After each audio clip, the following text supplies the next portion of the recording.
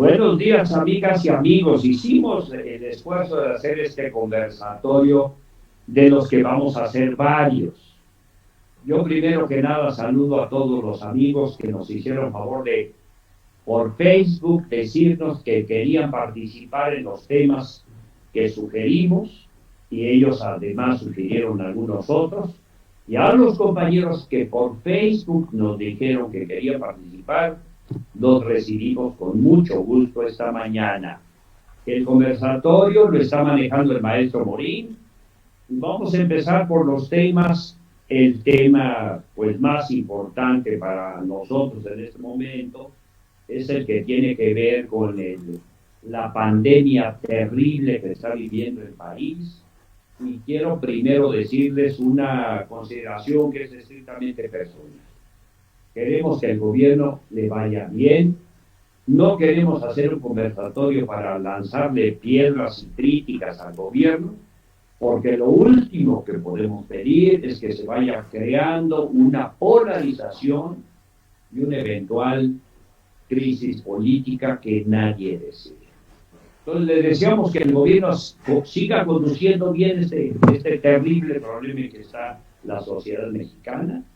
Yo les quiero decir que en esa lógica les pido que seamos propositivos, constructivos, desde luego críticos cuando sea necesario. Le pido al maestro Morín que empecemos. Saludo al compañero Pastor, que ya lo vi por ahí, a Alberto, a Navarro, a la maestra Betty Segovia, que la veo por ahí. No hemos visto al licenciado Juan Iván Peña, pero seguramente se va a conectar más tarde. Los compañeros de Veracruz, de Guerrero. Pues bienvenidos todos. Empecemos de una vez. Maestro Morín. Sí, empezamos con Alberto Álvarez. Alberto, buenos días. Si activas tu micrófono, por favor. Ok, dime cuando esté activado. Ya te escuchamos, Alberto. Ok. Pero el tema, maestro, ¿cuál es el tema? Hay que decir el tema y muy bien. Luego al quien va a hablar, que hable quién es y de dónde viene. Alberto, tema, compañero Alberto Morín, Álvarez favor, va a exponer cómo superar la crisis económica y de salud. Claro. Gracias, muy buenos días a todos los que nos escuchan. Buenos días, César Augusto. Soy Alberto Álvarez, aquí de la Ciudad de México, temporalmente en Morelos. Y bien, pues me tocó hablar del tema de economía y del COVID. Y parto de la primicia que a la llegada del primer caso de COVID en la Ciudad de México, bueno, en el país, fue el 27 de febrero de este año. La economía del país ya estaba en malas condiciones. En el 2019, el crecimiento del PIB fue del menos 0.15%, así cerró el 2019. Y en el primer trimestre, que acabó el 30 de marzo, 30 días después de la llegada del COVID, el PIB fue del menos 2.4%. A la fecha, hemos llegado a más de 31,000 infectados de manera oficial, y se estima que si se multiplica por el factor NDA, es decir, infectados no oficiales o no detectados, si multiplicamos 31,000 por 15, estuviéramos hablando de que en México en este momento hay más de 465,000 infectados en el país, con más de 3,100 muertes al corte de anoche. En estos 73 días de la llegada del COVID, se han cerrado miles de negocios de manera permanente. Se han perdido más de 500,000 empleos formales, de los que pagan seguro social, y más de 1 millón de empleos informales. La proyección del PIB en México para el 2020 con el COVID es de menos 7.5%. Esto equivale a perder a más de 3 millones de empleos, que sin duda esto va a crear una crisis altamente compleja en el ámbito social, económico y político para el 2021, año electoral en el que se van a llevar a cabo los procesos electorales más grandes en la historia de México. Se estarán llevando más de 35,000 puestos de elección popular. Debemos iniciar por aceptar que este virus, el COVID-19, no solamente ha cambiado nuestros hábitos, sino que ha llegado para quedarse hasta que encontremos una vacuna. Por lo que el COVID-19 debe verse como un tema de seguridad nacional. Y enfrentando esta pandemia juntos y en conjuntos, desde la perspectiva de seguridad nacional, entonces podremos tener la solución a un problema tan grande como es este. Bueno, con eso en mente yo propongo las siguientes líneas de acción. Primeramente, en el tema de salud, que se decrete la pandemia del COVID-19 como un tema de seguridad nacional. Eso es muy importante. 2, distritación del riesgo, es decir, dividir el riesgo del país en los 300 distritos electorales y que cada uno de ellos tenga sus propios indicadores para medir el riesgo. Y si en el distrito, por ejemplo, si en un distrito que tengamos toda la estación, si un distrito declara que es fase 1, 2, 3 o 4, o si el distrito queda en el protocolo de sana distancia, o si de plano requiere cerrarlo por completo ese distrito, bueno, que lo haga. Pero el resto del país debe continuar con la vida económica. Para que esto suceda, tendremos que crear 300, lo que le llamaría CEDs, Centros Epidemiológicos, Centros de Epidemia Distrital, uno por cada distrito electoral. Y este estará encargado de coordinar las diferentes unidades COVID ya existentes en su respectivo distrito. Y ellos declararían de manera oficial las fases en este distrito y supervisarían las medidas recomendadas por él mismo en su distrito. Para la coordinación de estos 300 distritos, propongo que se cree la DEA, Departamento de Epidemiología y Atentados Bacteriológicos. Sería la oficina encargada de coordinar a los 300 sets e intercambiar la información con la Secretaría de Gobernación, Secretaría de Salud, el Consejo de Seguridad y la Oficina Presidencial. Quinto, invertir en el desarrollo y creación de la vacuna del COVID-19 con laboratorios mexicanos en conjunto con las mejores universidades del país. 6. Elaboración de respiradores y todo equipo de seguridad para combatir el COVID con empresas mexicanas que garanticen el abasto de hasta 300,000 infectados en una sola oleada. Eso que acabo de exponer es en el tema de seguridad, de salud.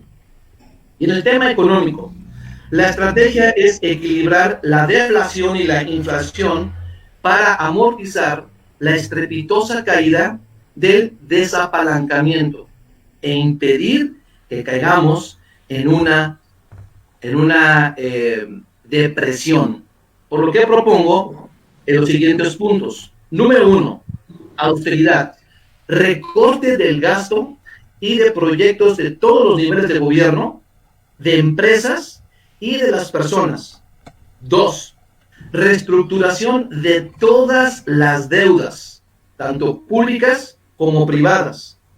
3, redistribución de la riqueza a través del programa Crédito Solidario Independiente. La función de este programa es que los que tienen les puedan prestar a los que no tienen a cero interés. El beneficio fiscal será el 30% del monto prestado para el prestamista al término y conclusión del préstamo. 4, impresión controlada de moneda a través del Banco de México. Y 5, creación del seguro emergente. 6, bajar la tasa de intereses gradualmente del 6 que está ahora al 0%. Y 7, promover e impulsar el consumo local y nacional. Bueno, en materia internacional tengo dos propuestas. Una es pedir al canciller mexicano que inicie la comisión de investigación del origen del COVID con el grupo del G20 y con los países aliados a nuestro. Maestro Morín.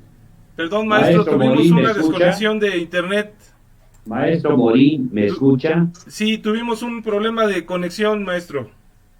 Le ruego, por favor, que avise a los ponentes cuando lleven hablando 4 minutos, Muy bien.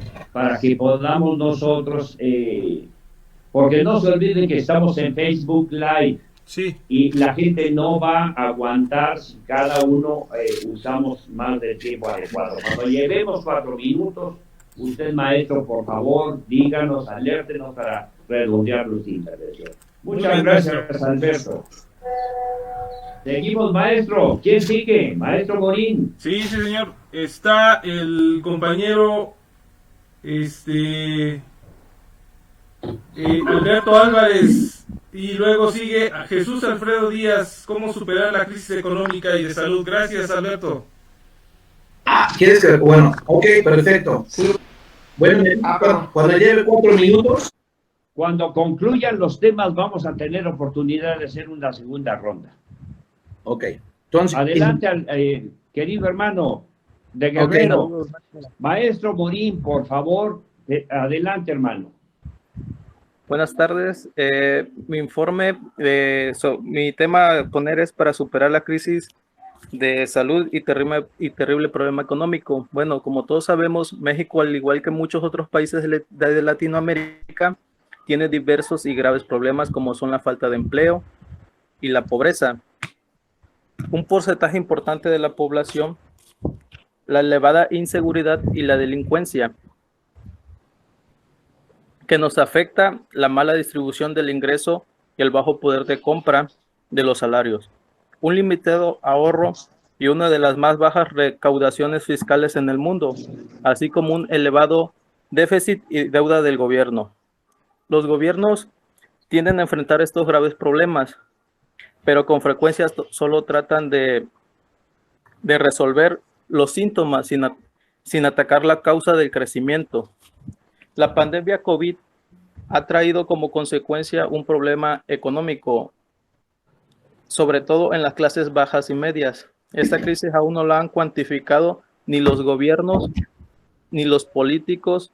Ya existen en algunas regiones del país del desabasto de la canasta básica. Eso a consecuencia va a traer muchos problemas. La respuesta del gobierno no ha sido satisfactoria porque pareciera que no están preparados para esta contingencia. Creo yo que para resolver este problema se necesita de inmediato tener una respuesta. El crecimiento económico ayudaría a enfrentar estos graves problemas.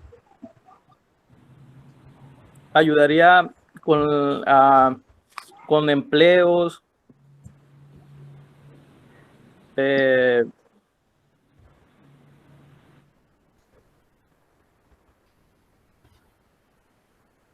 para superar la crisis de este problema que se está viviendo en la economía. Esa sería mi opinión, maestro, del crecimiento económico. Gracias, Alfredo. Jesús Sí. Alfredo, muchas gracias. Sí. Adelante, maestro Morín, por favor.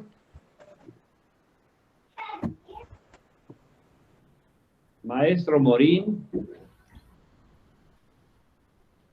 Morín, Tiene el teléfono apagado, digo el micrófono. pero ¿por qué tiene apagado el micrófono, maestro Morín? Déjame echarle un WhatsApp. si me permite, maestro, según el listado que nos mandaron, tomo la palabra, si es conveniente. Por favor. Bueno, el tema que yo les voy a compartir el día de hoy, es sobre las clases medias y la nueva realidad. Sí, yo realmente es un tema que he estado tratando y he estado tratando de impulsar en el estado de San Luis Potosí. Soy Antonio Navarro Robles Gil, servidor para todos ustedes. Más que propuestas, quiero presentar un ligero diagnóstico que habría de ampliarse con el concurso de todos nosotros para lo que se hace suponer de la clase media y sus implicaciones, para de ahí partir a posibles propuestas y soluciones. Yo en lo personal no concibo hacer la política sin diagnósticos. Es lo que a mi juicio nos podrá dar mayor certeza en las acciones que pretendamos desarrollar. El término de clase media es un grado o estamento de la estratificación de la clase social que se aplica a las personas con un nivel socioeconómico medio que se sitúa entre la clase baja y la clase alta. Por ahí les hice llegar en el WhatsApp el documento que les estoy leyendo. La OCDE define a la clase media como a las personas que reciben un ingreso entre el 75% y el 200% del ingreso nacional mediano. En México, una familia en cuya casa viven 4 personas y tiene un ingreso mensual de 15,000 pesos, se considera que pertenece a la clase media. De acuerdo a los estándares sociales, en México un hogar de 4 personas necesita entre 7,561 pesos y 20,000 pesos para estar en la clase de ingresos medios. De acuerdo al informe de la OCDE, en México solo el 45% de la población pertenece a este estrato social. El promedio en los países que pertenecen a este organismo es del 61%. De acuerdo al INEGI, en México solo el 39,16% de la población pertenece al estrato social de la clase media. La segmentación se considera, en la segmentación de la clase media, pues hay 2 estratos, ¿no? Lo que es el urbano y lo que es el área rural. En el área urbana se considera que dentro de ese 39,16% que está considerada la clase media en México, el 47% está en la zona urbana y el 26% está en la zona rural. De las Heras Demotécnica, firma de investigación, en su último estudio realizado sobre la clase media mexicana, reporta que se integra un 54% de mujeres y un 46% de los hombres, de los cuales la gran mayoría, el 37%, tiene más de 60 años. Esto vemos que la clase media cada vez está pasando a mejor término. Un 24% ronda entre los 46 y los 60 años, seguido de un 15% que tiene un promedio de 36 a 45 años y solamente un 11% entre 26 y 35 años. Esto, lógicamente, no es un buen augurio. En cuanto a las actividades laborales que realizan los mexicanos, que pertenecen a la clase media, solo el 40% tiene un ingreso por trabajo. La parte correspondiente al otro 40% se dedica a las labores del hogar, el 17% estudiantes y en una menor escala es el desempleado o jubilado. Dentro de la clase media, pues también existen clases medias, ¿sí? ¿Cuántas clases medias caben en la clase media? La clase media, como también las llamamos, la alta y la baja, se segmenta por parámetros. Estos los definen el ingreso y su nivel de educación. El ingreso mínimo mensual promedio de una familia para considerarse según la misma sociedad de la clase media, hasta antes de la pandemia, quiero hacer claro, y no de la clase baja, eran 15,000 pesos al mes. Y el ingreso mensual máximo para no ser de la clase alta, 27,000 pesos. Pero al segmentar la clase media, en estos parámetros que les comento, cambian los límites y el ingreso mensual máximo se va hasta los 49,000 pesos, combinado con el nivel de educación y la zona de desarrollo, tanto en la zona urbana como en la zona rural. Va a depender mucho la ubicación, el estado y el municipio donde cada persona nos desarrollemos. En México no existe realmente una cifra de ingresos que marque un nivel socioeconómico al que perteneces. Es regional el estatus que se da. Sin embargo, existe una línea de bienestar a través de una correcta distribución del ingreso. ¿Sí? Hay una segmentación de la clase media que se da a nivel nacional y esta segmentación dependerá del estatus de cada estado, de cada municipio, de cada población. Ser clase media es aspiracional para formar parte de la población mayormente productiva en México, razón por la cual ya se observa una mayor preparación educativa. El escalar posiciones laborales, económicas y sociales es un atractivo para quienes estudian una carrera, licenciatura o técnica. pero no es limitativo. Todo participante en el sector económico aspira a tener una mejor posición social y económica, misma que se traduce en un mayor bienestar, lo que querrá mantener mediante la superación de objetivos que se va imponiendo. La clase media en cualquier país del mundo es la que fortalece el crecimiento y el desarrollo, pero en México se da mucho la inmigración al extranjero por la falta de oportunidades. Dentro del desarrollo económico de cualquier país del mundo, la clase media es la más creativa, cada vez más con una mayor educación escolar y con una gran imaginación para el desarrollo. Es lo que genera el mayor gasto, es la que genera, el mayor gasto en el consumo nacional, tanto en alimentos como en bienes de consumo duradero. Es la más sensible a cualquier impacto impositivo. Tiende a estar en áreas urbanas y ser la parte formal de la economía, pero también de los problemas económicos que le aquejan al país. El gobierno en su conjunto con la sociedad debe acelerar el progreso de la clase media, que es el motor del consumo y la que genera una mayor demanda de desarrollo. Actualmente la mayoría de las familias buscan brindar un nivel educativo para lograr adquirir mayores oportunidades de desarrollo, pero esto es solo un sueño. De acuerdo a la OCDE, la clase media en México cada vez más calificada, pero cada vez peor pagada. El nivel bajo, medio y alto de experiencia son mayores al estimado. Esto promueve que las oportunidades de desarrollo se restrinjan. Es decir, que por más preparado que estés, las oportunidades son menores.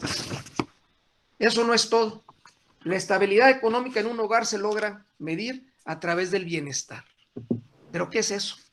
Al contar con un bajo nivel de ingresos, sus gastos no logran cubrir una medida de bienestar. Sin embargo, la fórmula correcta para vivir bien no dependerá de tu salario, sino de tu correcta distribución, pero te aleja de tu objetivo de subir al siguiente escalón, a pesar del esfuerzo puesto en ello. La alternativa para impulsar el crecimiento de la clase media en México somos nosotros como grupo, somos la clase media actual, los que nos consideramos gente productiva. Haremos un trabajo de elaboración de diagnósticos multidisciplinarios serios para presentar las mejores opciones para crear oportunidades. Habremos de identificar vocaciones económicas, sociales, culturales de cada colonia, pueblo y ciudad para dar certeza en su desarrollo al obrero, la oficinista, el técnico, el artesano, el agricultor, el ganadero, el comerciante en general, al estudiante ansioso por concluir sus estudios para integrarse a la vida económica, pero con un gran temor por la falta de oportunidades. Al profesionista, al hombre de negocios, todos en su conjunto. Deberemos emprender la tarea de fortalecer el trabajo multidisciplinario, ya que no son los tiempos del individualismo. La conjunción del empresariado hasta el obrero de menor rango, debemos romper la confrontación entre clases para que exista realmente una relación laboral que fortalezca el desarrollo. No a las ocurrencias que lo que hacen es destruir y no resolver. La alternativa será la bandera de la gente productiva en México. La baja en la inmigración de nuestra gente dependerá de las oportunidades que se le puedan presentar en nuestro país y la alternativa la tendremos que dar nosotros. Muchas gracias. Gracias, Antonio. Maestro Morilla, ¿tiene conectado su teléfono, su micrófono? Sí, maestro, una disculpa, tuvimos aquí una interrupción del servicio de internet. La palabra al que sigue, maestro, estamos en Facebook Live, no podemos perder tanto tiempo. No, de hecho tuvimos ese problema, se detuvo la transmisión en Facebook Live, por eso me tuve que salir, maestro. Bueno. Estamos ya otra vez en línea. ¿Quién sigue, maestro? Muy bien, sigue Eduardo Casillas de Jalisco con el mismo tema. Adelante, Lalo, te escuchamos. Lalo Casillas. Bueno, parece que Eduardo Casillas se nos desconectó. Bueno, vamos a dar. Bueno, con Felipe Hidalgo, también el tema clases medias. Adelante. Adelante, gracias, Daniel. Bueno, pues muchas gracias. Yo continúo con esto y escuchando a Antonio con respecto a los 4 integrantes de una familia, yo creo que hemos tenido que reconocer muchas fallas de nuestras instituciones en esta crisis de salud que afecta al mundo y en México especialmente a las familias tanto urbanas como del medio rural. Bueno, yo creo que esta realidad social ahora en México, que estamos, al parecer, por las noticias, ahí el gobierno anunció que estamos en unos días de regresar, pero regresar no sé a qué, a una normalidad o no sé qué vamos a encontrar, porque existe la desconfianza, la desinformación y el miedo de la gente en México. Hace 25, 30 años que existe en México un malestar generalizado en las estructuras económicas y políticas, en especial en las instituciones que le dieron sentido por siglos al Estado y a la nación, las iglesias, los partidos políticos, las estructuras educativas y especialmente la familia, que hoy esta crisis de salud nos hacen ver como que se están resquebrajando y al mismo tiempo facilitado y promovido por las nuevas tecnologías de la comunicación, se ven emergiendo nuevas formas de convivencia humana. Esta realidad social en nuestro país se hacen presentes con contradicciones y disfuncionalidades debido a la estrechez de las dependencias de las propias instituciones y sus dinámicas de exclusión o inclusión. Lo que deja ver secuelas de marginación y desigualdad, y eso pasa igual en el ámbito urbano y en el ámbito rural, lo cual nos permite observar una crisis generalizada en México. Aquí yo veo, se los comento a todos, 3 problemas que no son novedad para nosotros en México: la desigualdad, la exclusión y la violencia. Con respecto a la desigualdad en México, desde el pasado se distingue por una brecha enorme entre los pocos que tienen mucho y los muchos que tienen poco.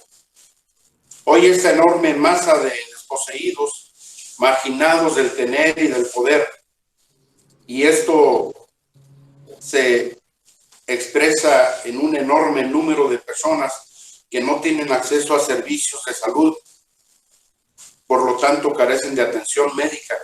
Ya no digamos atención médica de calidad, falta de acceso a la educación, y esto muchas veces por tener que trabajar en lugar de estudiar. Campesinos y otros grupos que han tenido que abandonar el campo, sus negocios, y en muchos casos abandonar hasta su casa, queriendo migrar, queriendo huir de la violencia y de la miseria con sus dramáticas consecuencias, la pérdida de la familia, con problemas de salud mental, etcétera, para llegar y ser excluidos en la comunidad o país anfitrión. Pero esa exclusión va más allá de lo económico, porque genera racismo, homofobias, que conlleva a la discriminación étnica y cultural.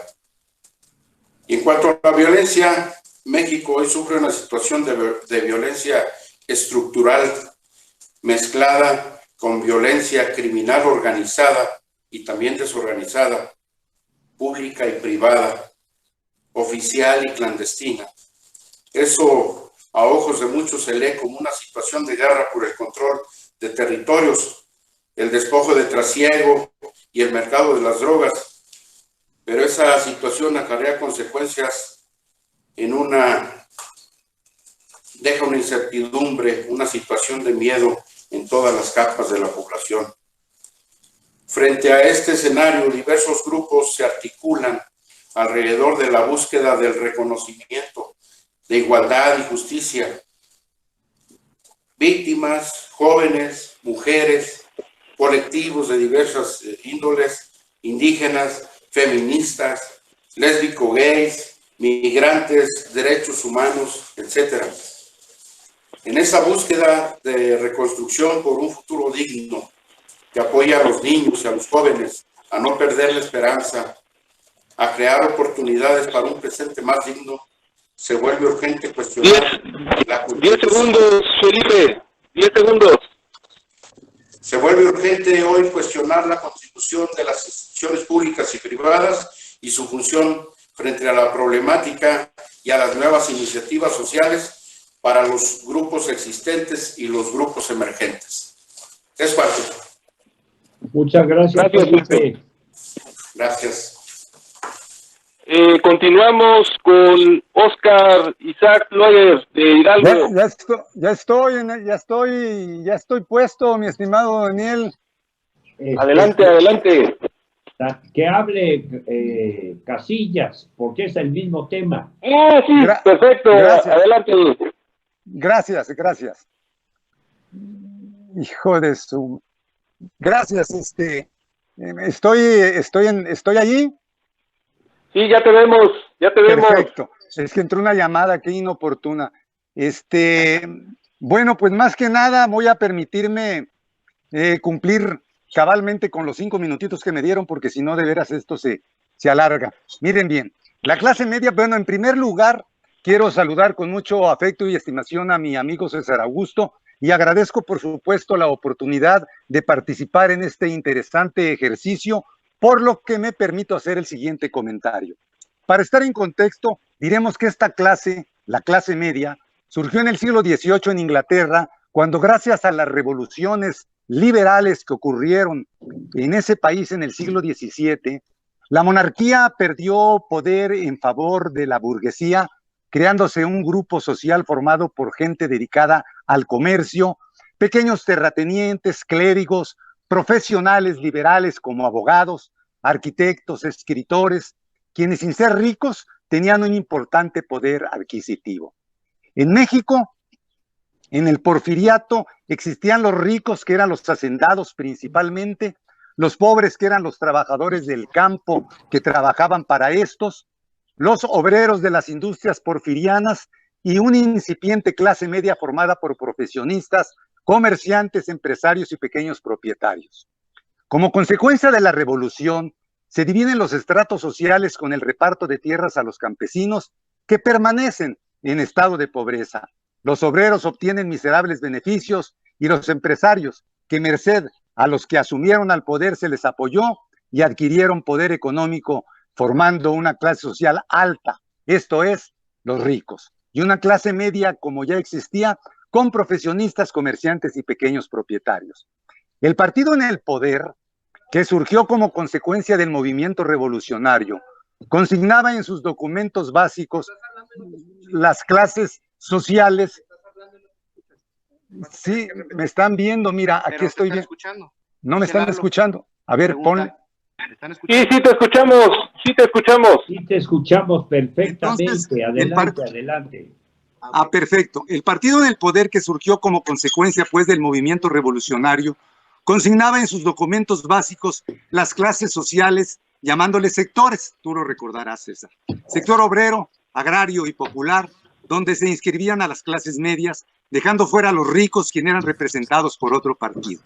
Para los obreros y campesinos, no obstante las políticas gubernamentales a favor de estos estratos, no lograron, por lo errático de sus programas, erradicar la pobreza, aunque muchos pobres lograron ingresar a la clase inmediata, que era la clase media.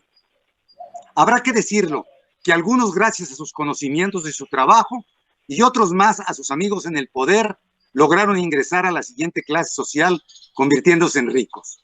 Los que no ascendieron permanecieron en ese nivel significándose como una clase media trabajadora, honesta, que privilegiaba valores como la familia y con aspiraciones tan simples que no conformistas de proporcionarles una buena vida a su familia, tener casa, vestido, educación, alimentación, salud, diversión, transporte, seguridad, en fin, una vida digna. Esta clase, que al gastar el producto honesto de su trabajo en bienes y servicios, han aportado mucho y que mantiene al país vivo, porque los pobres no gastan, porque no tienen. Los ricos lo gastan, pero lo gastan en el extranjero y son en la mayoría tacaños y codos duros. Esa clase ahora menospreciada y olvidada. Ahora, la clase a la que se atiende y apoya con tintes demagógicos es la clase social de los pobres. Y por supuesto que no es criticable dicha postura del actual gobierno. Lo criticable es que se olvide de este gran segmento social, de esta importantísima clase social y que es la clase media. La pregunta que nuestro ideólogo y dirigente nos hacía al invitarnos a este ejercicio era la de que ¿quién se pronuncia en favor de la clase media? La respuesta la encontramos en los documentos básicos de nuestra organización. La alternativa es la de llevar a la práctica los principios socialdemócratas con un compromiso con políticas destinadas a reducir la desigualdad, y la pobreza, la redistribución del ingreso y la regularización de la economía, promoviendo la economía productiva por encima de la economía especulativa de las finanzas. Yo me pronuncio por esta alternativa en favor de la mejor de las clases, coincidiendo con el principio aristotélico del justo medio y a la que orgullosamente pertenezco y que es la clase media.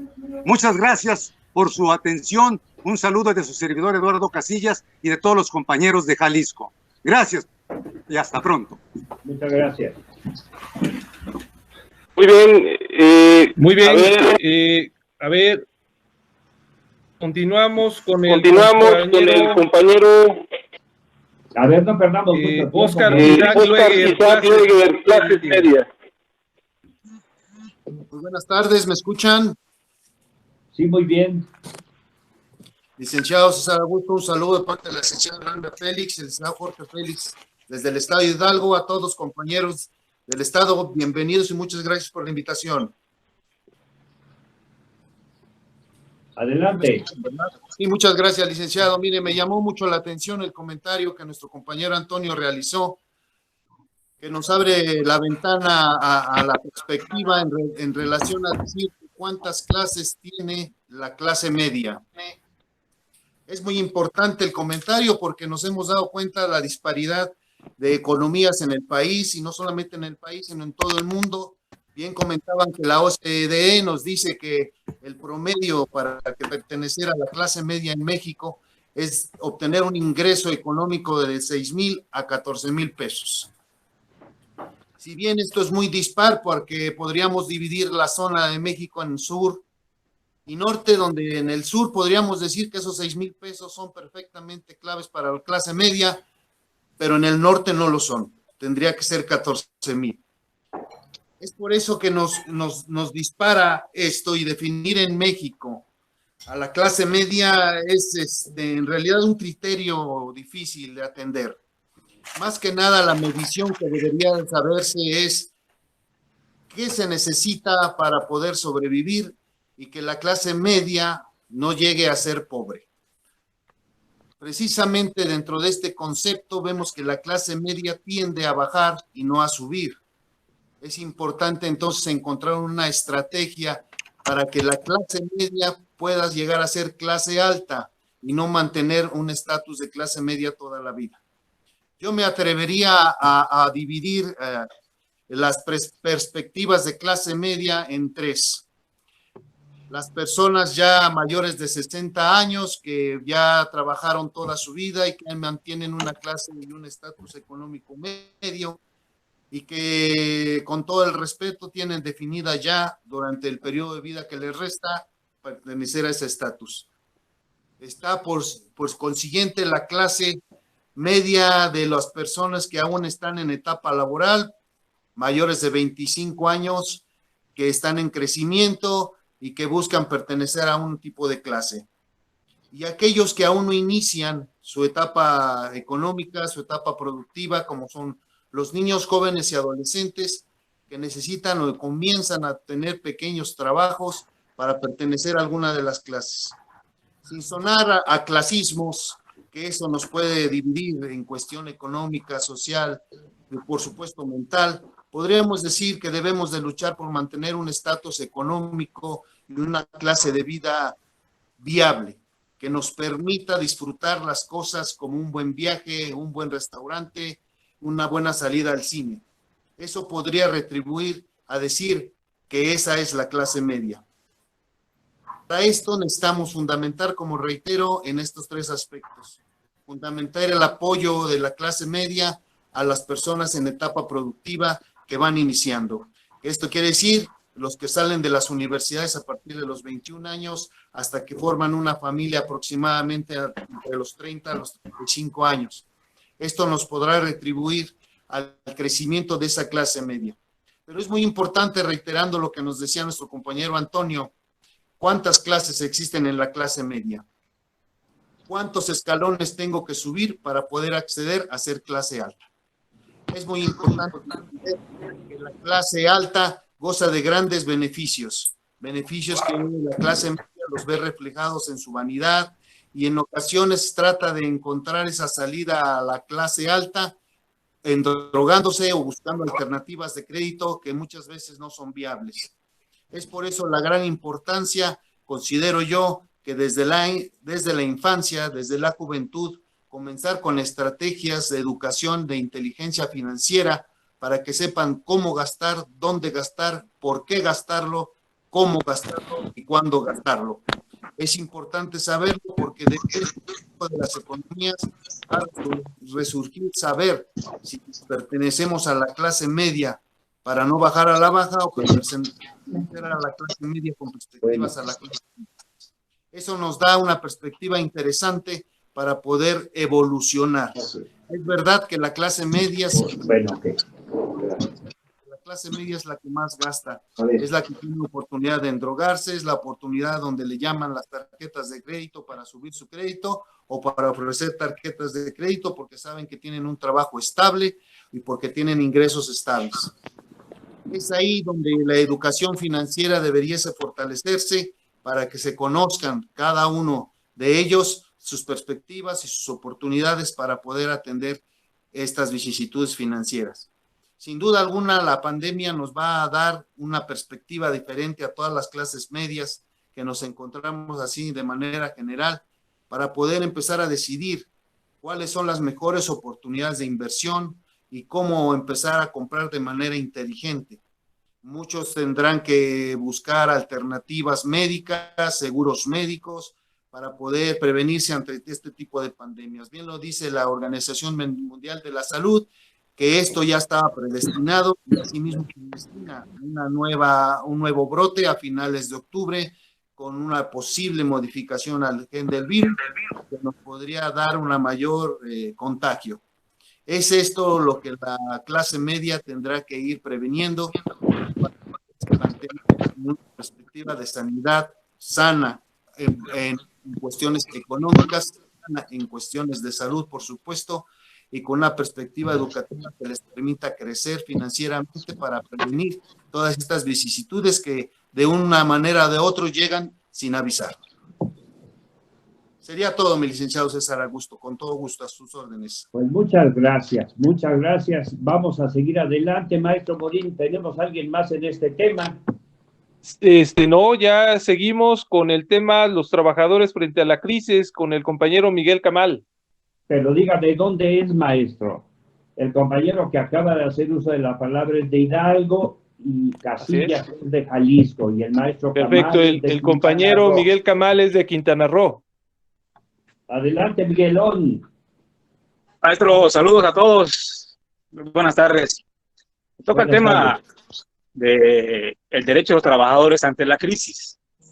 Cuando se declara la alarma en el mes de marzo y se toman las medidas de confinamiento social, situación que inició en la suspensión temporal obligatoria de numerosas actividades económicas.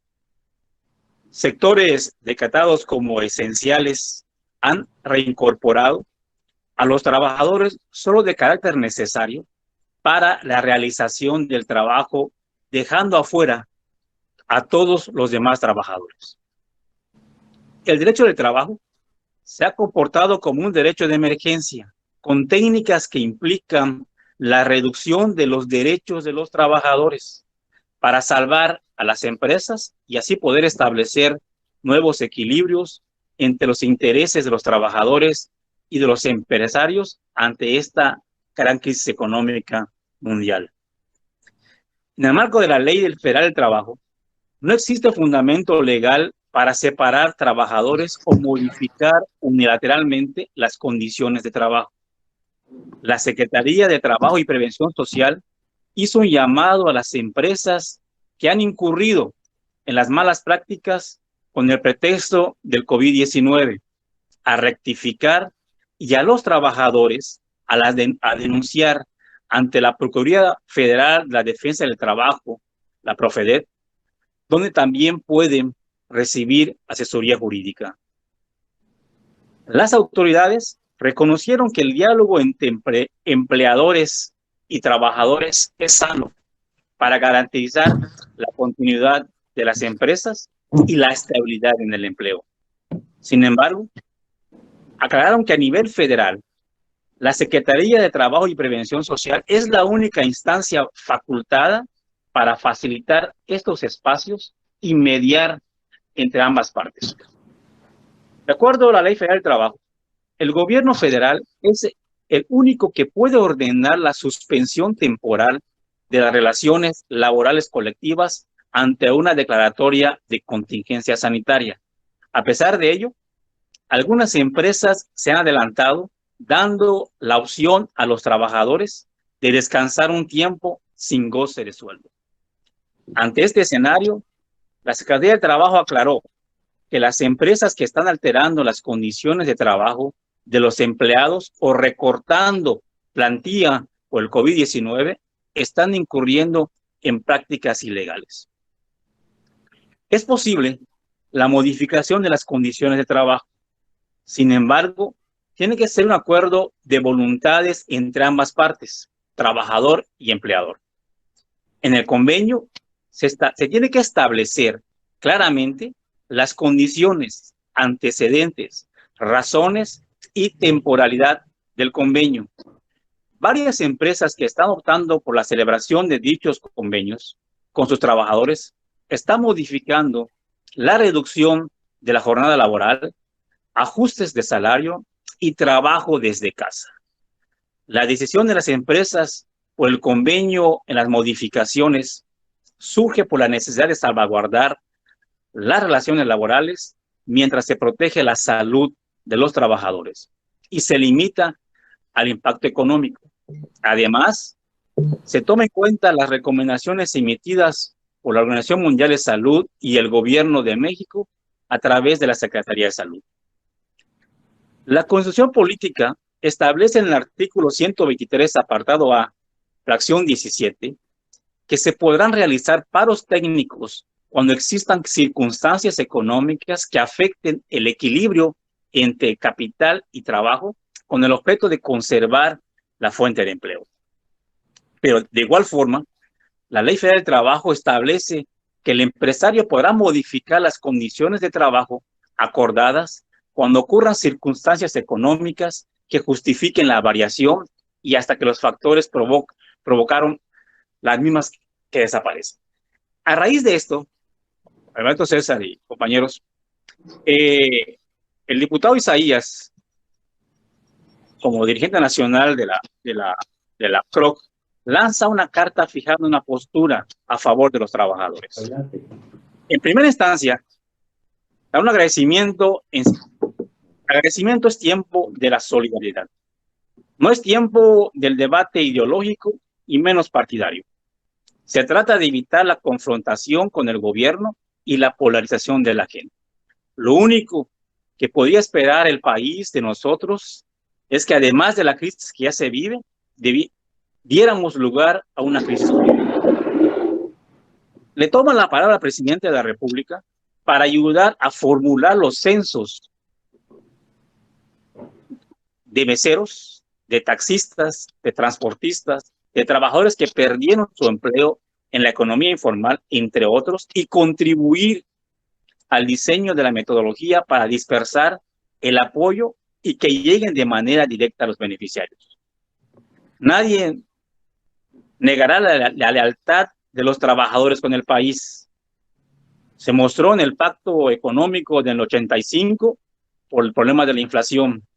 En el 94, en la crisis económica conocida como el error de diciembre. Y en el 2009, con una crisis sanitaria parecida a esta, con la de influencia H1N1. Ante nada, en este desplegado, se reconoce al personal médico del país que se arriesga en la primera línea de combate a la pandemia. Se pide reconocerles su trabajo y garantizarles su estabilidad laboral, su protección y la de sus familias. Se sugiere que se hagan pruebas masivas a los trabajadores de las empresas que están funcionando y las que empezarán a funcionar por la reactivación de la cadena de valor y de aportación de insumos que se den como esenciales. Quedan 10 segundos, jefe Kamal. Ahora, este es muy importante. Y ahora quiero hacer rapidito. Aquí en Quintana Roo se firmó en días pasados algo que le llamó el gobernador Pacto de Unidad por Quintana Roo para proteger el empleo. Allí estuvieron líderes, representantes del sector laboral y empresas que se sumaron a este pacto. ¿Este pacto qué tiene? Alternativas de apoyo, fórmulas, estímulos fiscales y formas de financiamiento para juntos salir de esta crisis ocasionada por el pandemia. ¿Estuvieron quiénes? Coparmex, AMI, Canaco, Asociación de Hoteleros, líderes sindicales de CROC, CTM, instituciones. Creo que esto es una forma también de fortalecer y apoyar a los trabajadores. Es un gusto saludarles y seguiremos pendientes de este tema que es muy importante en este momento de esta crisis que tenemos en el país. Saludos a todos. Gracias, Miguel. Muchas gracias. Adelante, maestro Morín. Continuamos con el compañero Eloy de Chihuahua con el tema los gobernadores y el nuevo pacto fiscal. No te veo, Daniel. ¿No estás escuchando? Adelante, Eloy. Gracias. Con respecto a el tema reciente que han llevado a la mesa varios gobernadores y del norte del país respecto a la necesidad de establecer o de revisar el pacto fiscal federal para generar nuevas condiciones en la distribución de los recursos que vía impuestos y pagos de derechos y contribuciones se realiza en virtud de que consideran que hay condiciones injustas para los estados en este tenor. Se dice que los fantasmas no existen, pero de que espantan, espantan. En este tenor vemos pues que la pandemia ha alterado o está alterando los esquemas de poder, los acuerdos políticos y también en este sentido el orden legal e institucional, no solo en México, sino en el mundo. En este tenor, una serie de elementos que se están dando a nivel internacional no son ajenos, pues, en su impacto a lo que acontece en el país. No solo, pues, derivado de una simple distribución de recursos de orden fiscal, sino también tiene que ver con la atención que se recibe por parte de la Federación en los temas fiscales y de distribución de recursos. ¿Qué es el Pacto Fiscal Federal? No es más que un acuerdo de voluntades entre los tres niveles de gobierno: el gobierno federal, los gobiernos de los estados y de alguna manera los municipios. En términos generales, se ponen de acuerdo de manera voluntaria para establecer cuáles son los mecanismos de recaudación y la distribución de los mismos.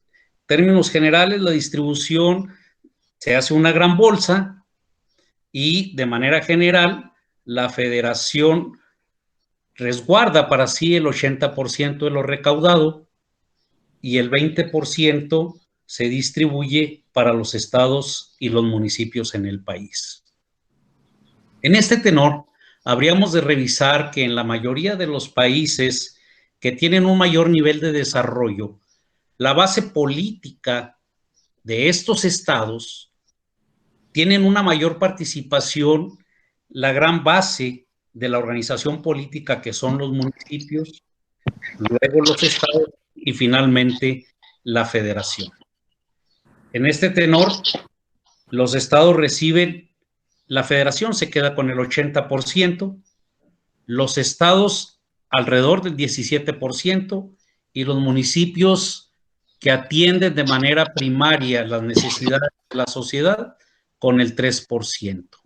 En este tenor y derivado de la insuficiente apoyo que reciben los estados, los gobernadores, básicamente del norte del país y del Bajío, han puesto sobre la mesa la necesidad de establecer nuevas reglas en la coordinación, en el pacto de coordinación fiscal, porque consideran que no ha habido de parte de la federación una responsabilidad en la atención de la pandemia en los estados.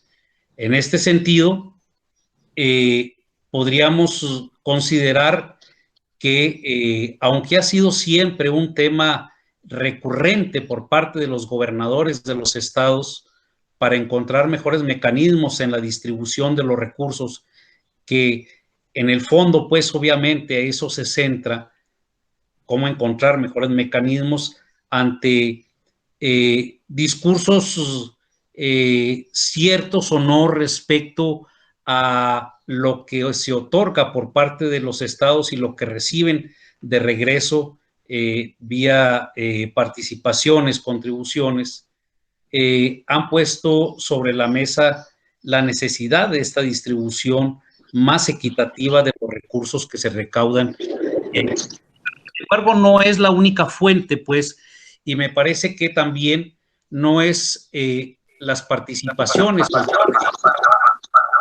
la única que tendría que poner sobre la mesa, y por ello la necesidad, sí me parece, de convocar a una gran convención nacional hacendaria que pueda revisar no solo los términos de las facultades impositivas de recaudación, sino también, pues, obviamente, los mecanismos de distribución y poder generar mecanismos más justos. Por ejemplo, es necesario que los estados y los municipios en los que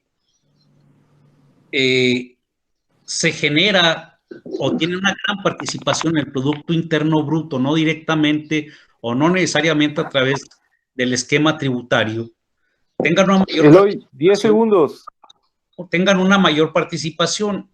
Hablo, por ejemplo, los estados que son productores de petróleo y que no reciben por esta circunstancia apoyos específicos, los estados mineros o los estados pesqueros. En este sentido, pues, me acortaron mucho el tiempo, pero bueno, me parece que es absolutamente indispensable la necesidad de convocar a una gran convención nacional hacendaria que pueda revisar estos esquemas y que nos permitan generar mejores esquemas de desarrollo en el país, fomentando la unidad de los mexicanos y del país y no generando condiciones de desunión, con una mayor responsabilidad del gobierno federal y también con un mayor compromiso de parte de los gobiernos de los estados y de los gobiernos de los municipios.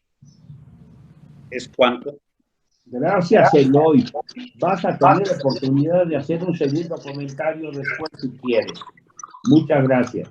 Gracias, maestro. Y te hago un comentario. No hablaste de Chiapas, dijiste que hay que darles estímulos a los que producen petróleo, Pero ¿qué tal los que producen electricidad? Casi el 20% de la generación hidroeléctrica lo hacen en Chiapas, hombre. Bueno, pero adelante, pues, adelante. Adelante, Morín. Sí, a ver, compañeros, seguiría el compañero Isidro Pastor del Estado de México con el mismo tema, los gobernadores y el nuevo pacto fiscal. Hola a todos, buenas tardes. Es un tema muy interesante. Este tema lo he venido escuchando ya hace muchos años y lamento que a veces muchos pensemos que no tenemos constitución. En la Constitución General de la República, desde que se forma ya institucionalmente en nuestro país, por ahí por 1824, después de la independencia, se establecen las condiciones o las bases para un pacto federal que después se refuerzan en la Constitución del 57 y obviamente en la Constitución de 1910. Pero tal parece que esa idea de orientar políticamente el trabajo del gobierno en nuestro país se ha olvidado. ¿Hacia dónde vamos? Es mi pregunta. ¿Cuál es la idea del gobierno? ¿Qué quiere hacer el gobierno? Y es muy sencillo. Los debates se acabarán o se acabarían a veces infructuosos cuando tengamos claro cuál es la participación de la ciudadanía y cuál es el beneficio que debe recibir. Yo quiero decirles que, muy a propósito del comentario de César y de Eloy acerca de quién produce más y cómo se debe repartir la riqueza, pues la propiedad de los bienes de este país, ¿verdad? La propiedad de las tierras y aguas y de todos los recursos es la nación. ¿Y quién es la nación? Somos todos. Por eso, efectivamente, los estados del norte producen mucho. Hay más producción en el norte, pero en el sur también hay recursos naturales. El gobierno debe generar una distribución equitativa. Yo creo que el debate del pacto fiscal, la petición de los gobernadores se acaba si todos sabemos hacia dónde vamos. Yo creo que debemos tender todos hacia la justicia social. ¿Y qué es justicia social? No nos hagamos muchas bolas. Justicia social es salud para todos, educación para todos, ingreso suficiente para todos, vivienda para todos. Y en ese tenor deben participar todas las esferas de gobierno. Lamentablemente, desde que yo he escuchado estas controversias del pacto fiscal de los gobernadores y que por eso se creó la CONAGO y que hacían un frente común cuando gobernaba Vicente Fox, no es otra cosa más que una lucha política. Hoy nada más ni nada menos en la mañana leía una nota de Reforma que los gobernadores del norte están buscando un nuevo pacto social y que el gobierno central, encabezado por López Obrador, el gobierno que encabeza López Obrador, el federal, está generando desigualdad y que está generando controversia y que tal pareciera que quiere romper el pacto federal. O sea, no nos vayamos hacia allá. Creo que es una lucha política y partidaria. Tristemente, por eso no recuerdo, y lo digo con toda humildad, ¿quién decía por ahí, si Reyes Heroles, que primero el programa, luego el hombre? Políticamente, ¿hacia dónde va México? ¿Estamos ciertos de que estamos en el rumbo, y en lo particular para mí, de la justicia social? Entonces, si todos estamos trabajando en un mismo sentido, no creo que debieran existir esas controversias. Por mí es cuanto. Muchas gracias. Gracias, Isidro. Muchas gracias. Adelante, maestro Morín.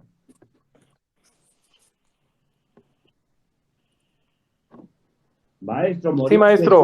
¿Qué sigue, maestro? Por favor. Sí, estamos con el compañero Gabriel Gutmann hacia un nuevo orden mundial. Claro que sí. ¿De dónde es Gabriel? Hay que decirlo, maestro Morín, ¿de dónde son los compañeros? No hay mucha dificultad en eso, ¿verdad? Adelante, Gutmann. Claro que sí, muchas gracias a todos y a todas por participar en este espacio. Gabriel Solís Goodman de Chiapas. Y bueno, para comenzar me gustaría decir que para reflexionar en este tema que tiene que ver con hacia el nuevo orden mundial, primero tendríamos que caracterizar, por lo menos de manera breve, cuáles son estos elementos que le dan vida a ese orden mundial. Y podría decir que este orden nació en la posguerra, es decir, a finales de la Segunda Guerra Mundial, cuando a través del acuerdo Bretton Woods se creó justamente un sistema internacional que era libre cambista, en el que el dólar se convirtió en la moneda de reserva mundial, porque además este dólar estaba respaldado por el patrón oro. Esto evidentemente le dio a los Estados Unidos, quienes poseían el 80% de las reservas de oro, le dio precisamente una posición importante en esa nueva realidad. Esta medida entonces le aporta a este país pues una inmensa ventaja en las relaciones del comercio internacional y por lo tanto en la dominación económica, política y militar en el mundo, pero particularmente en el hemisferio occidental. Recordemos que la guerra destruyó pues a Europa, una gran parte de Europa, y destruyó una buena área de la antigua Unión Soviética. Por lo tanto, la estructura y el aparato económico productivo norteamericano seguía pues intacto y por lo tanto produciendo de manera sorprendente, al igual que el campo, ¿no? En este sentido, o en este proceso, se dio paso precisamente a un nuevo episodio de la historia mundial que comenzó a llamarse Guerra Fría. Por allá de 1960, las reservas de oro que los Estados Unidos tenían a principios de la posguerra, de pronto demostraban que eran menores o que no tenían lo que de alguna manera declaraban los Estados Unidos. De modo que va a suceder algo muy interesante. En 1973, los estadounidenses preocupados, justamente porque no tienen ya el sustento del patrón oro, alcanzan un acuerdo con una potencia petrolera ya desde aquel entonces, Arabia Saudita, a través del cual convirtieron al dólar ahora en una moneda que iba a tener la paridad con el petróleo, es decir, con el nuevo oro negro. De modo que el petróleo estuviese respaldando al dólar. Es así como va a surgir el llamado petrodólar. Y este tema me parece que es central y me parece que es muy interesante. Convertido nuevamente en la divisa de refugio, es decir, el dólar, y por lo tanto en la moneda del intercambio global de mercancías y del petróleo, esto generó que se diera una demanda cada vez mayor de los dólares, ¿no? Es decir, todo el mundo quería dólares para intercambiar en el comercio, pero también para impulsar sus reservas. Finalmente, esto le va a dar a los Estados Unidos también un elemento que hoy es clave para entender la dinámica económica mundial y global. Los Estados Unidos poseen una maquinita que imprime dólares y ellos pueden imprimir en este momento $1 billón para tratar de recuperar su economía, aunque no esté respaldada por una base productiva, por ejemplo. Y esto al mismo tiempo le ha dado mucho poder a la Reserva Federal, a la famosa Fed. Bueno, con el derrumbe de la Unión Soviética, del bloque socialista, en 1989, los Estados Unidos se van a convertir entonces en la única superpotencia, ya no tenían enemigos, ya no tenían contrapeso. Ganaron la Guerra Fría, pero también ganaron la batalla, la guerra cultural y la batalla ideológica. Y de esta manera el mundo se estructura ya como un mundo unipolar.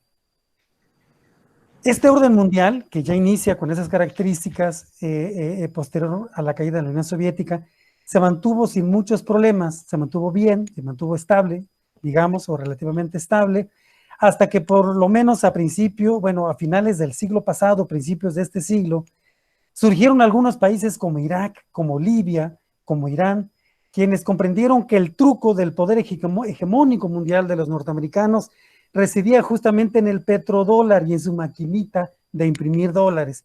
Y entonces estos países se propusieron ir desdolarizando su economía e ir construyendo relaciones con otros países de manera bilateral, es decir, de país con país, sin pasar por el dólar. Esto evidentemente encolerizó mucho a los norteamericanos y ustedes ya saben qué pasó con Irak, ya saben qué pasó con Libia y ya saben qué ha pasado con Irán. Les organizaron guerras y los destruyeron. Esta misma lógica le siguieron algunas potencias emergentes, por ejemplo, como Rusia y como China, quienes desde finales también del siglo pasado y a principios de este siglo, pues, se comenzaron a convertir en las grandes potencias, digamos, que crecían, ¿no?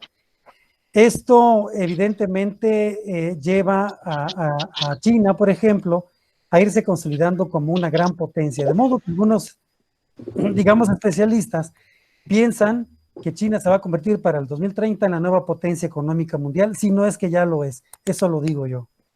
China crece enormemente, ha venido creciendo desde los 90 del siglo pasado, dicen los especialistas que ha venido creciendo con un ritmo de 2 dígitos, es decir, 10%, 11% de su PIB, de modo que actualmente China impulsa un ambicioso proyecto económico, yo diría geoeconómico, que se llama la nueva ruta de la seda, en el que se incorporan, por ejemplo, ya varios países de Asia, de Oriente Medio, algunos países de Europa y algunos países de los llamados BRICS, Brasil, Rusia, India, China y Sudáfrica, algunos de ellos, ¿no? Entendiendo la nueva dinámica económica. Además, ya inauguraron, los chinos, fíjense lo interesante, han inaugurado ya el Banco Asiático de Inversiones, lo que al final de la posguerra los Estados Unidos, digamos, crearon como el Banco Mundial, como el Banco Interamericano de Desarrollo. Ahora los chinos impulsan el Banco Asiático de Inversiones. Y junto a Rusia están también desdolarizando sus economías. Pero si hablamos de China y Rusia, esto no es menor, porque China, con ese gran volumen, con esa gran estructura de su economía y en su importancia en la dinámica de la economía global, pues bueno, el dólar pareciera que va a sufrir, por lo menos en el corto plazo, un gran y un grave descalabro. Mientras tanto, hoy, los Estados Unidos son el país más endeudado del planeta. Tienen pasivos calculados en billones de dólares. Y digo billones, con B de bueno, billones de dólares. Muchos piensan que la deuda norteamericana es impagable. Sin embargo, cuando ellos entran en una crisis como la actual, van a su maquinita, imprimen millones, billones de dólares y la distribuyen como una medida para reactivar su economía. Pero a largo plazo, muchos estamos seguros que esto va a traer graves consecuencias para los Estados Unidos. Entonces, esta grande y grave crisis en la estructura económica norteamericana también es una grave crisis, digamos, productiva, industrial, etcétera, ¿no? Y esto es una crisis que le ha llegado a los Estados Unidos producto de una globalización en la que China se ha beneficiado, pero que los norteamericanos nos impusieron, la llamada globalización y el llamado, por ejemplo, neoliberalismo, que tiene que ver con esta idea de la desterritorialización o de la deslocalización de la cadena productiva. Los Estados Unidos, buscando mano de obra barata y buscando mejores condiciones para incrementar sus tasas de ganancia, es decir, su ganancia, pues llevaron su estructura productiva a Asia, a partes de África, a México, evidentemente para disminuir salarios y evidentemente para ganar más, ¿no? Al mismo tiempo, los Estados Unidos hoy viven, como el mundo entero, una crisis donde aumenta el desempleo, la desigualdad y, por ejemplo, el coronavirus ha traído hoy o ha visibilizado hoy algo que antes no se veía, la grave crisis de desigualdad social en los Estados Unidos. Un ejemplo, la grave crisis de su sistema de salud, que bajo esta lógica neoliberal privatizadora ha dejado millones de norteamericanos, por ejemplo, en la calle y sin la posibilidad de tener un sistema de salud. 10 segundos, Gabriel. Bien, digamos, viejo orden es el que hoy está en crisis, en una población de 8,000 millones, el 1% de la población acumula el 82% de la riqueza global. Tenemos destrucción del medio ambiente, tenemos desempleo, tenemos una crisis generalizada. En esta crisis del sistema mundo, como le llaman Wallerstein, nos tenemos que preguntar ahora nosotros, ¿y qué hay con ese nuevo orden mundial? ¿Hacia dónde va? No está muy claro, pero lo que sí está un poco claro es que China y el eje de Euroasia van a jugar hoy un papel muy importante.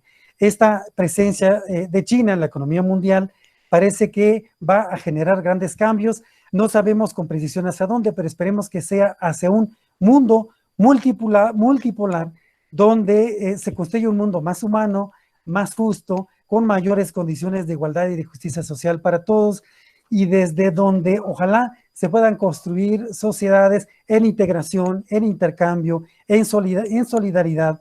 Y en el caso de México nos debemos ubicar ahí, nos debemos situar ahí para pensar cómo construir nuestro proyecto con vistas a este nuevo milenio y con vistas a este nuevo orden mundial que ojalá sea construido por todos y para todas. Eso es un poco lo que podría proponer. Evidentemente es una síntesis en 5 minutos, pero es un poco mi aportación. Muchas gracias a todas. Gracias, Gabriel. Muchas gracias.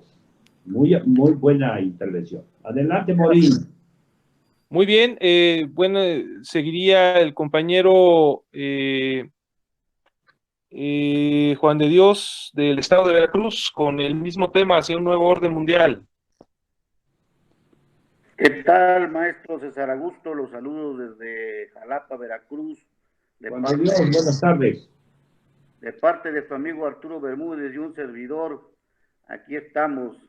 Pues, maestro, también nos toca hablar un poco sobre hacia un nuevo orden mundial. A raíz de la pandemia que estamos viviendo, que todo el mundo conocemos, el mundo ya no será el mismo. Va a tener muchos cambios a raíz de esta gran pandemia que estamos viviendo. Los indicadores económicos y financieros del mundo impactarán la economía de todos los países, maestro. China, como sabemos, es donde empezó esta gran pandemia que está afectando a todo el mundo.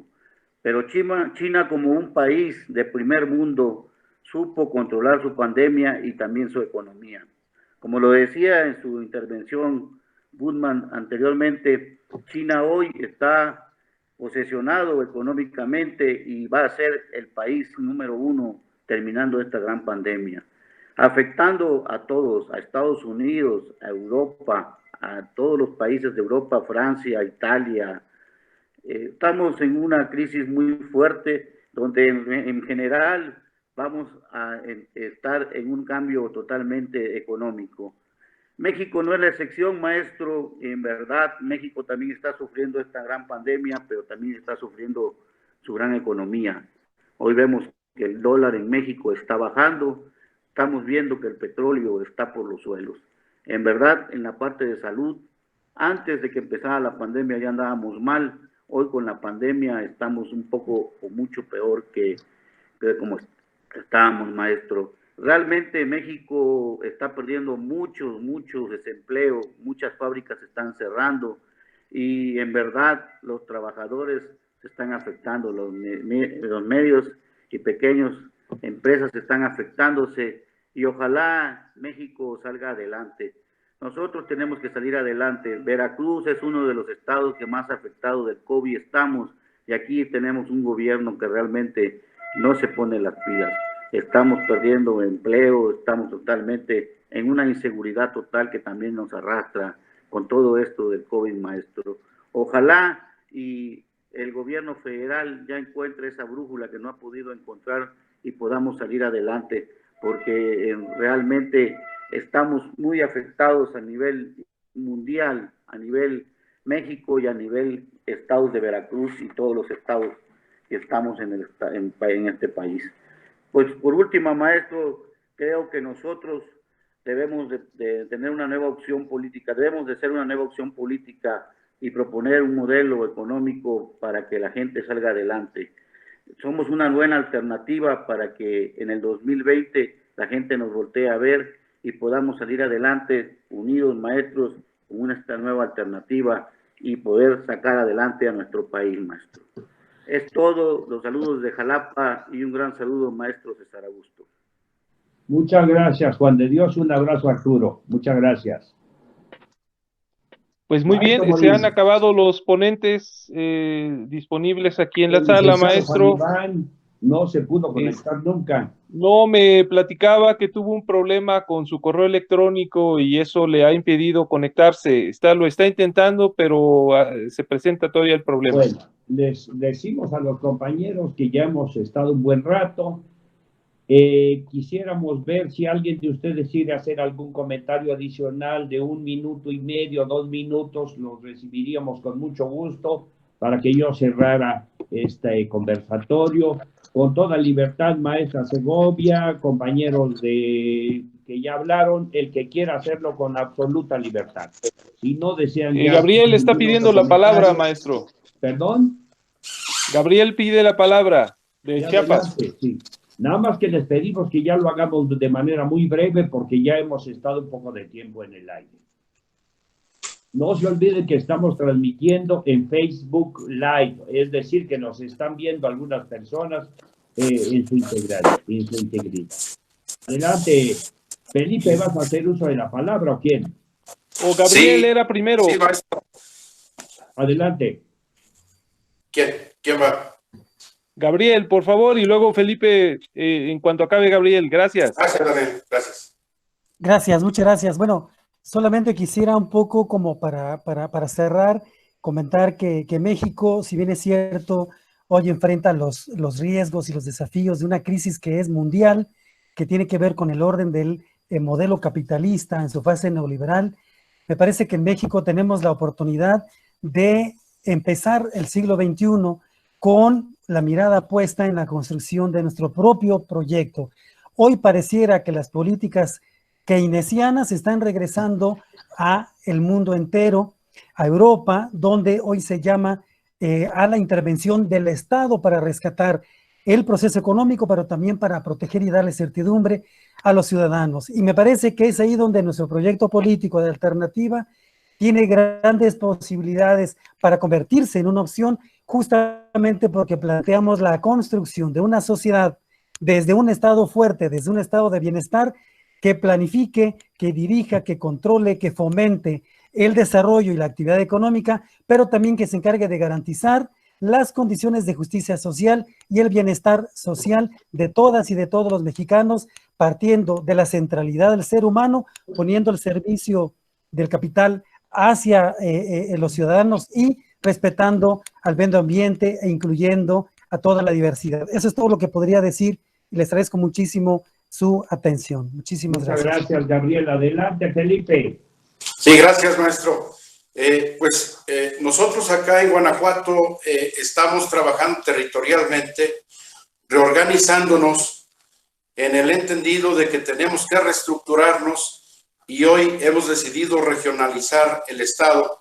Tenemos 6 regiones con un trabajo agrario, un trabajo con los productores del campo que nos permitirá tener una cobertura mayor y darle oportunidad al campo para que resurja, ya que no tiene apoyos del gobierno federal y los muy poquitos de los gobiernos estatales, municipales, no les es suficiente para existir después de esta pandemia. Eso sería nada más, maestro. Muchas gracias, Felipe. Bueno, amigas y amigos, maestro, ya no tenemos solicitudes, ¿verdad?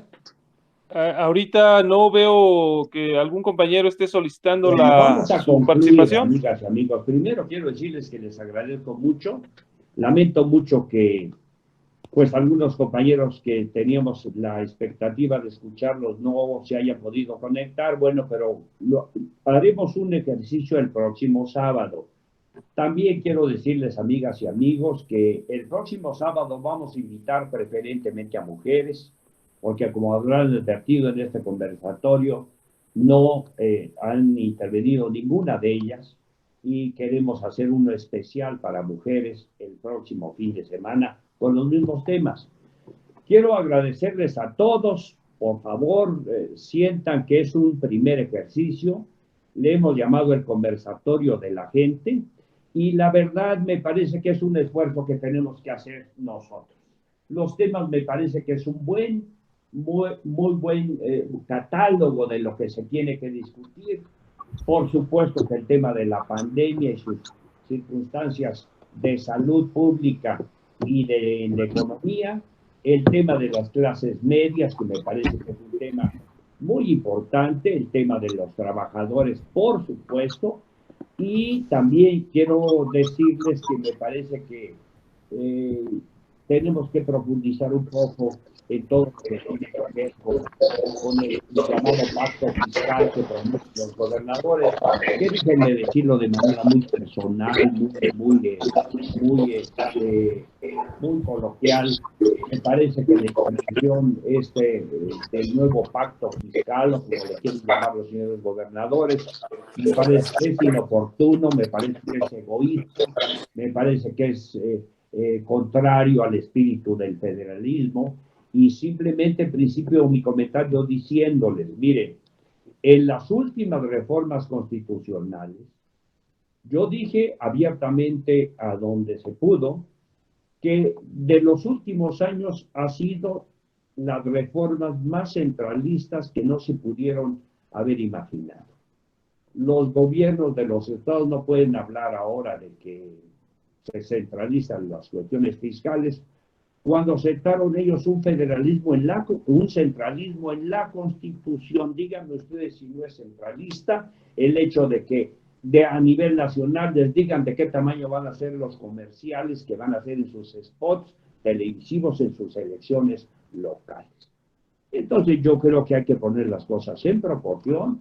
Creo que es un mal momento. Yo creo que lo que están mostrando los señores gobernadores es un profundo egoísmo, es una mirada muy pequeña sobre lo que implica un ejercicio federal y que no reconocen lo que la federación aporta, porque yo hablo de Tamaulipas, un estado que tiene un gran potencial para ser un motor de la economía nacional y que está metido en un problema de inseguridad terrible, a donde el gobierno federal ha gastado no sé cuántos millones de pesos en los posicionamientos militares que hay en todo el país, en todo el estado, para tratar de controlar este asunto.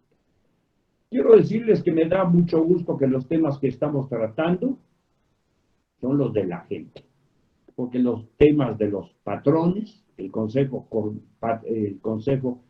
la confederación patronal, me parece que ellos tienen para defenderse solos.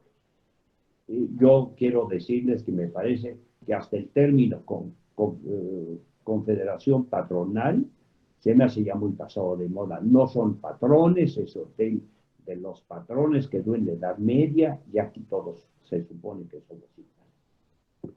Pero en fin, yo creo que los temas que estamos tratando, ¿quién va a defender a las clases medias? ¿Quién va a ser las clases medias, que son los que están padeciendo la crisis? ¿Qué van a hacer ellos? ¿Quién los va a defender? ¿Quién se está preocupando por ellos? ¿Qué va a pasar con los trabajadores que vemos que están llenos de sindicatos blancos y de contratos de protección? ¿Cuándo va a acabar eso? ¿Por qué están despidiendo a la gente con tanta liberalidad? Pues porque están en vigor esos contratos blancos y esos contratos de protección y esos sindicatos nada más en el papel, que no tiene quien los defienda. Entonces tenemos que hacer un acopio de lo que vamos a proponer en las clases medias y lo que vamos a proponer con los trabajadores. Tenemos que decir también cuál es nuestro punto de vista sobre ese pacto fiscal de los señores gobernadores y ponerlo en la mesa. Y finalmente, pues yo quiero decirles que el tema del nuevo orden mundial, pues tampoco soy un ingenuo, ¿verdad? Que pienso que con nuestros conversatorios que vamos a seguir haciendo y vamos a seguir mostrando, vamos a cambiar el orden mundial, o que vamos a incidir, o que nos van a hacer caso. Pero lo que quiero decirles es muy sencillo en ese tema. Si el orden mundial funcionara, no estaríamos como estamos. En donde tenemos dudas de si el famoso coronavirus fue inventado. Ustedes ven que hay una serie de teorías conspiratorias acerca de eso. De repente salió ese virus y puso de cabeza al mundo. Pueden ir a Marte, pueden hacer tecnología de comunicaciones instantáneas, podemos comunicarnos con esta manera que lo estamos haciendo, pero no sabemos dónde salió este virus ni sabemos cómo pararlo, ¿verdad? Y todo esto pues nos lleva a decir que el orden mundial ya expiró, pero no ahora, expiró hace tiempo. Las crisis de los grandes países como Grecia, como Escocia, perdón, Irlanda, Grecia, Portugal, Italia, España, que tuvieron a consecuencia de la gran quiebra del sistema capitalista en el 2018, era prueba suficiente para decir, hombre, el orden mundial ya no funciona. En 2008, el gobierno de Estados Unidos rescató a las instituciones bancarias y de seguros con más de 900,000 millones de dólares que dio el presidente Bush. En 2008 fue la quiebra del capitalismo, hombre. Estamos viendo en las películas los efectos de esa crisis terrible. Lo observamos todos los días. El modelo de la famosa globalización impuesta, pues despedazaron la producción de las cosas en muchos países para aprovecharse de la mano de obra. Y ahora que viene este asunto, bueno, pues nos regresamos de repente al proteccionismo de antes de la guerra. Yo les quiero decir que el nuevo orden mundial es un tema que debe estar en la mesa, que el secretario de las Naciones Unidas convocó a discutir en solidaridad, dijo este nuevo mensaje, y que si no lo entiende la gente, que este orden que tenemos, que se nos llena la boca de decir el nuevo orden neoliberal no ha tenido problemas tremendos, bueno, pues no habrá forma de cómo resolver el asunto. Fíjense, ya desde hace algunos años empezó en Estados Unidos, no en Rusia, no en China, en Estados Unidos, un debate sobre los flujos de la economía financiera. Y se llamó el debate de la tasa Tobin. ¿Por qué se llamó Tobin? Porque un senador de Estados Unidos dijo, este es el momento de poner un impuesto a los flujos de capital y a las bolsas de valores. Pues ahí no se paga un centavo de impuestos. Y naturalmente que si me preguntan, ¿hay dinero en el mundo para hacerle frente a la pandemia? Claro que hay miles de millones de dólares en los paraísos fiscales, en la especulación financiera, en esa economía de la deuda. Claro que hay. Lo que pasa es que el modelo está diseñado para eso. Una acumulación exagerada del 1 o 2% de la población mundial tiene excesos y el 98% está con el Jesús en la boca. Entonces ya hay una corriente muy fuerte en el mundo que dice, bueno, pues hay que cambiar este estado de cosas, porque no es posible que haya tanta gente en la pobreza. No es posible que sigamos con las prácticas y las teorías de Margaret Thatcher y de Reagan. El problema es el Estado, porque curiosamente el problema es el Estado. Pero cuando tenemos un problema de este tamaño, todo el mundo recurre al Estado para ver cómo lo solventa. Por fin, ¿el problema es el Estado o el problema es la ausencia de un Estado fuerte? No vamos a agotar el tema porque lo vamos a seguir discutiendo en las semanas que vienen. Pero les quiero decir que me siento muy orgulloso de las participaciones de todos ustedes, amigas y amigos, porque han dicho cosas muy inteligentes. Quiero decirles que tengo un autor de cabecera en estos encierros que tenemos, que estoy actualizándome. Les recomiendo mucho que lean a Slavoj Žižek y un libro terrible que se llama El coraje de la desesperanza. El coraje de la desesperanza.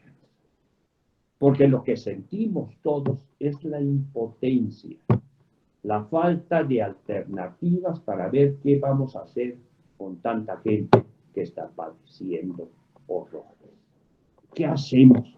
¿Nos dedicamos a criticar al gobierno como las páginas y páginas de diatribas que repiten uno lo que dice el otro?